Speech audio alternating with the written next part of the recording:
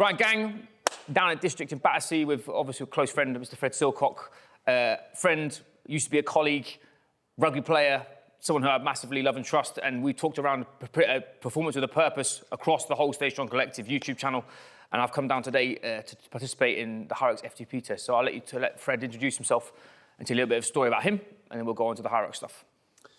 So well, obviously my name's Fred Silcock. The boy.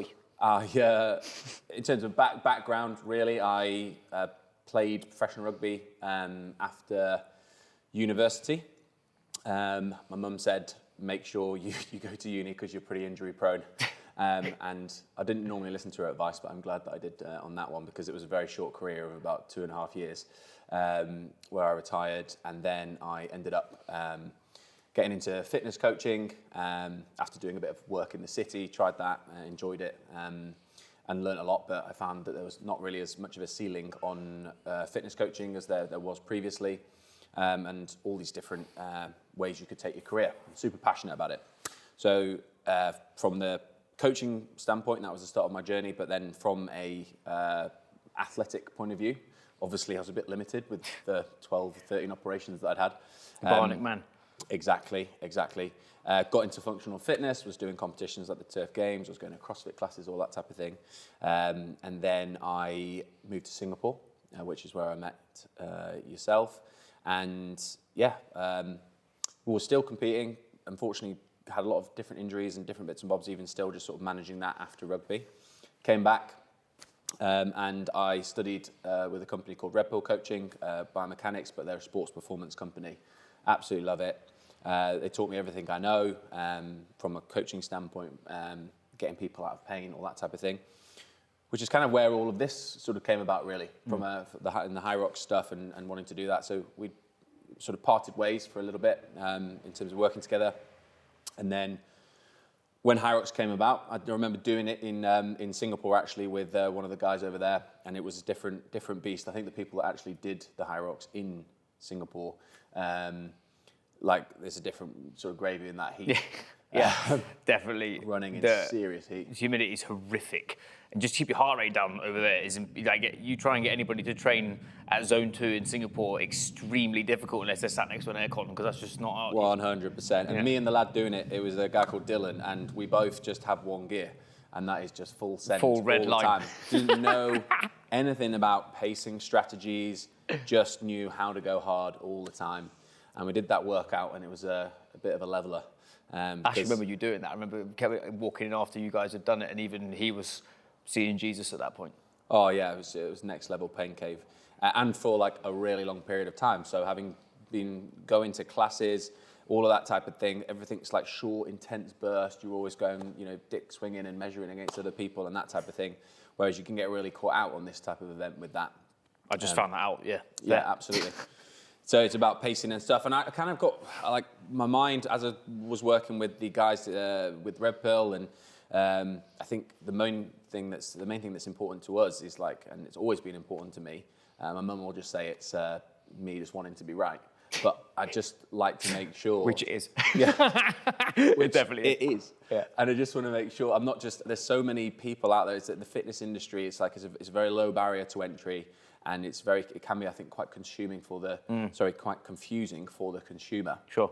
Because everyone can use the buzzwords and put stuff out there and whatnot, but sometimes you look around and you wonder whether things are actually that well thought out with sort of putting things in the right place, building things in the right way for people to properly progress from foundations, whatever they're doing. Could be the Hyrox, could be just getting strong, getting really fit, but as long as you understand principles, so performance with a purpose here, it's like, as long as you understand principles of training and what that person's goals are, then aligning those and putting them in the right order. It's a bit like throwing a set of Lego on the floor, and then the more experienced coaches and the people that are doing things from a principle-driven background, it's like, okay, well, those things start to go first, and we put them in the bottom layer of the pyramid, and then we start to build up to the top. And you could apply this to the sort of energy systems and everything else, but that wider the base of the pyramid, the higher the peak can be. Yeah. Finished over there, then came back and then parted ways from Red Pill after the initial mentorship, education, mentorship, and then Phil said to me, "Well, what about doing he's the founder there. He said, what about doing a program for all the people that are smashing Hyrox? It was obviously growing up massively. I'd done a couple, really enjoyed it. I like the way it can be confused with, you know, a full tilt event. So if you're an endurance cyclist, you're going to be looking at this going, that's short. That's a short burst still. Yeah, but if you're a CrossFit athlete or you're used to doing short, intense burst classes, all that type of thing, it's very different. It becomes an endurance event for those guys. So anyway, I loved all of that thing. It's simple, it's easy. Like the program isn't changing all the time. The race is the same. So I just looked at it and it's like, there's an opportunity here for if people had some, two things, like a decent strategy behind their race, and two, a decent training program that actually builds them layer upon layer to peak for an event. Then, you know, with it being pretty early on in the sport, there was an opportunity there to like take that program into the next level. Something that a lot of the time, especially those who've been following the fitness industry for a long period of time, is Hyrox is probably just like the new cult, like CrossFit was back in 5 or 6 years ago. And I feel, for me personally, who I work with, obviously I'm big into strength conditioning. We work with athletes from across the board, from BJJ fighters to Ironmen to professional rugby players to corporate athletes who just want to get there, who want to just perform better from a cognitive standpoint. And I've now got clients of mine going to Hyrox, and with the ambition of myself, the two things that I always want to do is go out there with the mindset I want to dominate my performance, and I also want to know what I'm doing to get to that is principle driven. And it's not, that's what we were saying about CrossFit being this. CrossFit was the best thing, in my opinion, to happen to the industry, but also the worst for coaching, because it gave people with low barrier to entry the opportunity to just throw shit at a wall without any understanding of the growth that they're trying to give to their client or their athlete. And with Fred, guys who will talk about the actual principles of his program in a minute, the biggest foundation of this is it's all data driven. It's not emotional driven. And I think that's something that happens across a lot of the time in sport, in fitness sport contexts, is how fucking hard does that work out, rather than how fucking hard was that workout, but what adaptation am I trying to achieve with it, and what's my client getting from it? And I think that's why the visual doesn't match the audio with people's progress, is because they associate tough with progress, rather than, Fred will tell you, in the first stages of his program, it's actually slow as smooth, smooth as fast, doing steady state zone 2, single cyclic work on whatever, rowing machine, ski, all these other things. And it's something that I wanted to demonstrate through this video and through the testing you'll see, is there's a method to the madness, and Fred's got many rabbit holes that he can take us down that will freak you out, I think. But the base level of this is to give you an opportunity to actually see and feel and do what a true Hyrox program will deliver. So there's a little bit about Fred. What we'll do is we'll cut this, we'll go straight into the actual principles of the functional endurance program, the FTP test that we just ran, what that actually means. Let Fred take you down the rabbit hole, it's worth it, and then we'll go from there. Right, gang, this is the principles of what we've just done, the FTP test. I'm going to let Fred elaborate on the key principles that runs through his programming, why he does it, and also sort of the things that he sees, the mistakes that he sees other people make in these areas, just to give you the information to think about. So yeah, so this is more, all this illustration here is geared around the sort of program itself, and using the information that we gather from the test that we just did and actually use it within the program to stimulate performance. And so before I go into it, really just giving some credit really to the fact that in terms of constructing all of this, it's been a joint process with Phil Mansfield, the founder of Red Pill Coaching. We had, as I explained before, we had a relationship before, and when we decided to work on this, I couldn't think of a better person to write the program, really, because his background in sort of CrossFit, having gone to the CrossFit Games 6 times with his athletes, but also the endurance background, coaching in the big cycling events like the Tour de France. So understands how to combine the two so well, very principle driven. Actual performance, not talked about performance, actual people that are at the elite level. Yeah, exactly. He's got the results. And yeah, absolute pleasure to work with as well, like similar backgrounds to myself. So I guess starting off with really, I think the guys have talked a lot today about sort of the mental resilience, maybe some of the lifestyle things, but the way I sort of view it with my clients coming on board is we've got 3 different pillars here. We've got the training, so the programming, and going in and executing that in the gym. Then we've got your fueling strategy, so making sure that your nutrition's on point to support performance. And then we've got your mental resilience, so brain and lifestyle. So making sure that we approach the workouts and the competitions and getting our head into the right place for those. trying to get into that high performance mindset.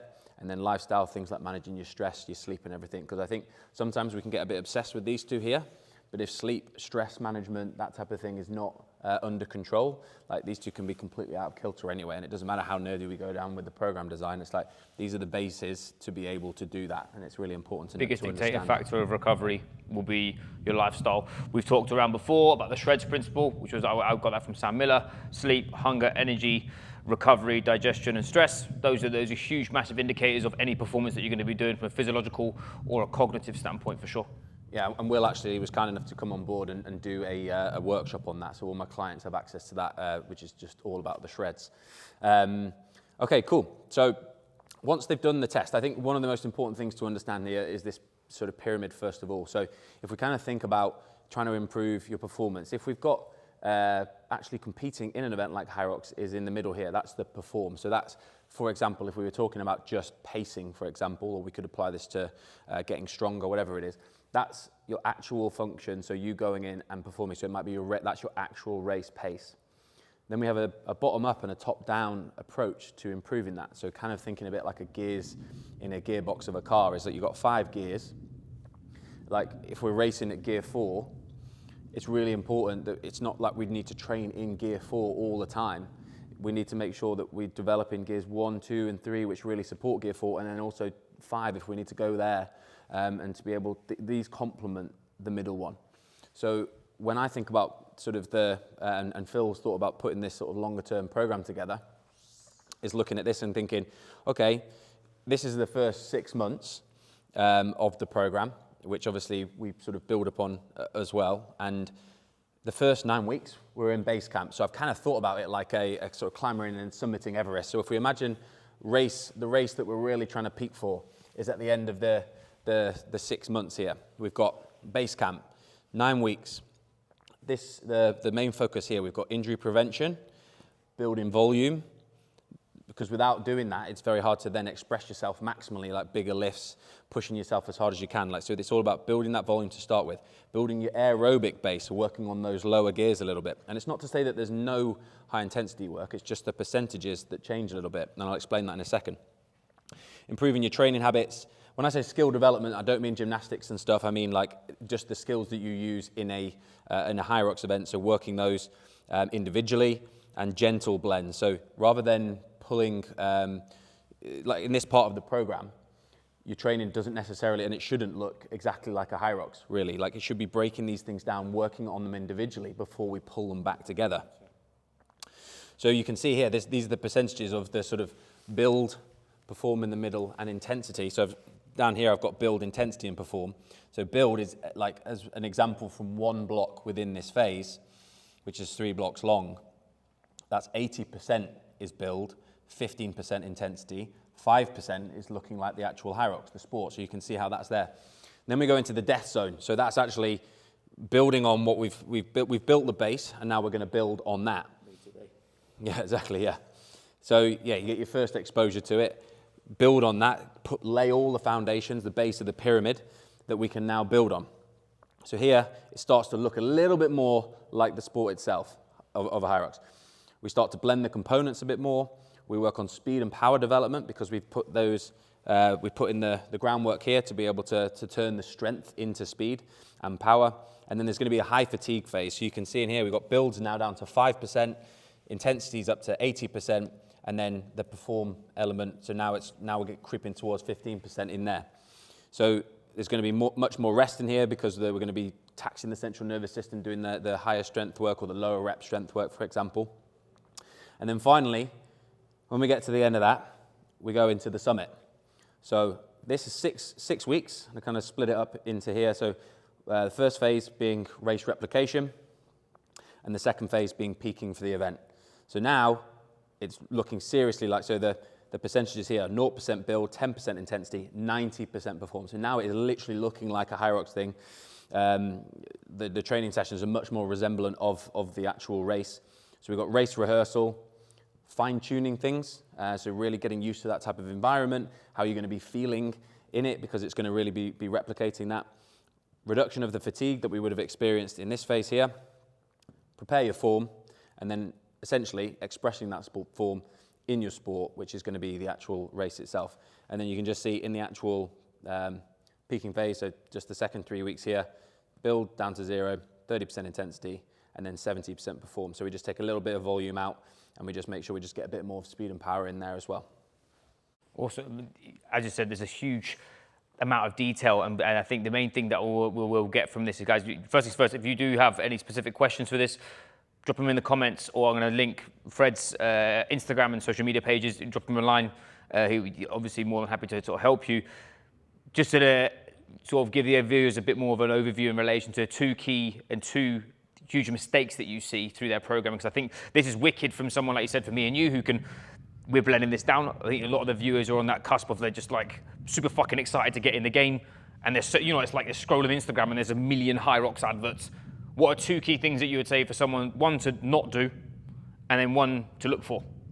Well, I think it's funny you should say that, though. I actually spoke to a client the other day, and it was just, she was a prospective client, and she was just overwhelmed by the amount of different bits of information there is out there and everything else. And it's sort of trying to obviously find something where you really trust in the process and how they've built this out, which is kind of why I've got into it. But I think one of the reasons that I set up the test and the FTP test like we did before, the mini Hyrox simulation, was kind of like lots of people are using wearables now. So I did a poll on my social media a while ago, and it was like 90% of people are using wearables. But then when we sort of dived into, do you understand the data that you actually are given? Do you understand what it even means? Like what's a representation of recovery? What do your training zones mean? And the different gears that I just talked about before, like what do they even mean? So once you've got your metrics, it's like, how do you actually improve them? So I think a lot of people, they've got the data there, so that's amazing. But then it's like, how can we utilize that data to influence your performance, basically? So having that data, and having an objective metric to start with. So I think measurable, an assessment to start. So if you don't have an assessment, you don't know where you're at to start with. So that's mistake one, because how can you measure how much you're improving in a program without that? Next is actually like understanding that there is, rather than it being a program that looks exactly like a Hyrox all the time, it's like understanding that there's this type of phasing to go through to build the foundations. Exactly, build the foundations before you layer upon layer. From there, and then obviously once they come through that is then obviously executing that in the sport itself. So I think a lot of people, they come in, they're doing the sort of percentages in all the different wrong order, and then if you can put them back in the right order, you can take people's performance to a whole new level. So really empowering them. I think the main takeaway here as well is, even if you weren't doing a Hyrox and you just wanted to get really fit and really strong, educating them so they can actually understand their body. So there's nothing more empowering than, as the client goes through the program, they actually learn how to understand their body and then build a rock solid strategy for a race. So you come through, you understand your body, and by the time you get to the end of that peaking phase, you should have a really rock solid strategy for how you're going to attack the race, and then also be able to reflect on that and go, okay, cool, what were the learnings? How am I going to improve those in my program? And then we go again. Epic. Yeah, I think you hit both nails on the head. I was always taught a term, seek to understand and to be understood. This is the prime example of going to somebody who knows all the deep, again, like I mentioned before about the rabbit holes, he'll take you down deep if you really want to go, but this is a block by block emphasis on actually how to build a Hyrox athlete from a principle-driven standpoint. I think that's the most important thing that I want to get across, is there are many coaches out there, and maybe me and Fred are not the right ones for you, but if you can make an informed decision and make it a principle-based decision that you can measure and you can see the results from it, that's the kind of program that we want to use, you guys to take away and to actually see and understand the principles behind it. Because at the end of the day, if you want to improve, you need to understand what you're doing, otherwise you're not going to be engaged in it.